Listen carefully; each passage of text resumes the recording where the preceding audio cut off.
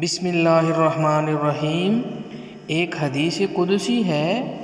حدیث قدسی وہ حدیث ہوتی ہے جس میں حضور صلی اللہ علیہ وسلم یہ فرمائیں کہ اللہ تعالیٰ یہ فرماتے ہیں، یعنی کہ عام حدیث سے بھی اس کا درجہ بلند ہو گیا۔ عام حدیث میں حضور صلی اللہ علیہ وسلم اپنی بات فرماتے ہیں، جبکہ حدیث قدسی میں اللہ تعالیٰ کا فرمان بتا رہے ہوتے ہیں۔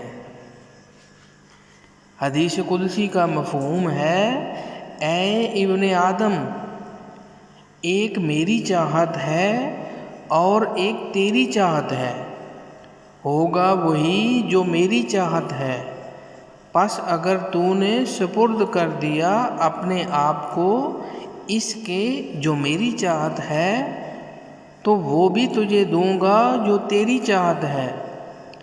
اگر تو نے مخالفت کی اس کی جو میری چاہت ہے، تو میں تھکا دوں گا تجھ کو اس میں جو تیری چاہت ہے، ہوگا پھر بھی وہی جو میری چاہت ہے۔ اللہ اکبر۔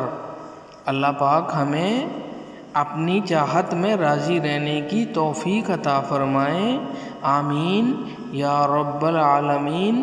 السلام علیکم ورحمۃ اللہ۔